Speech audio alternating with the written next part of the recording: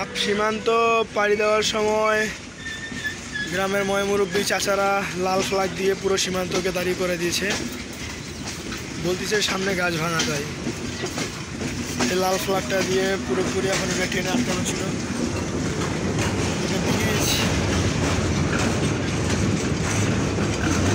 ভাই গাছ ভাঙা নাকি? আপ সীমান্তর লোকের সবার হয়রানি। কোথায় গাছ ভাঙা? ওই চাচা খারাপ আছে। হ্যাঁ,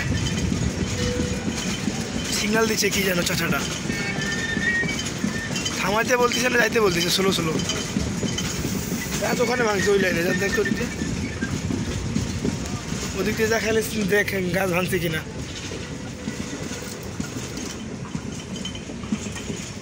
আপ সীমান্তর সমস্যা দেখি, চাচার কাছে জিজ্ঞেস করার লাগবে চাচার সমস্যা কি। সামনে কোনো গাছ ভাঙা দেখতেছি না, দুজন বাইরে থেকে।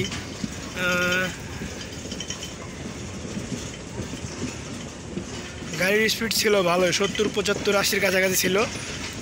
স্পিড মিটার দিয়ে টেস্ট করলাম, তারপর এখন ঠিক আছে, যাওয়া যাবে।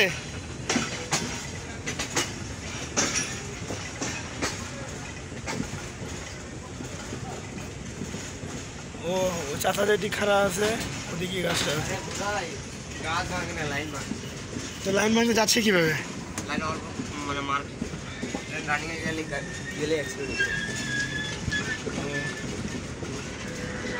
ওখানকার লোক বলতেছে গাছ ভাঙছে, কেউ বলছে লাইন ভাঙছে। আচ্ছা, হইতে পারে, কারণ পুরান জামানার লাইন।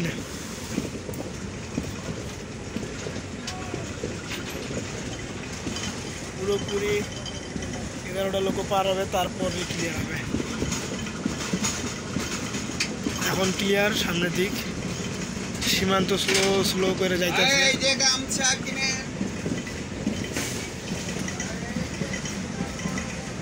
গ্রামের চাচাদের অসংখ্য ধন্যবাদ এইভাবে রেলের পাশে থাকা, কারণ লোকমাস্টার তো জানে না যদি গ্রামের মানুষ না বলতো। এই জন্য গ্রামে হয়রানি, সবাই আসে ট্রেনটা দেখতেছে।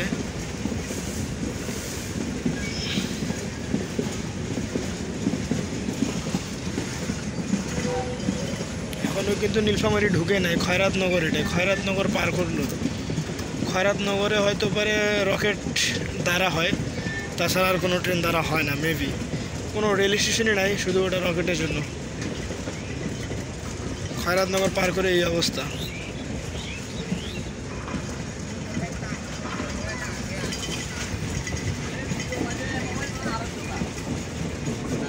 বিলাসিতা লোক ঘুরবে সবাই।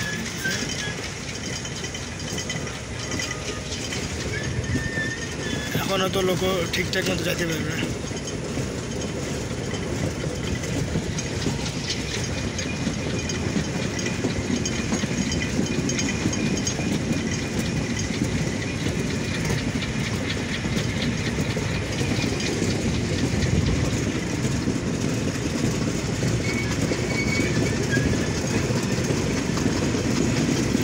আবারও সঠিক সময়ে ট্রেনের স্পিড বাড়ানো হলো।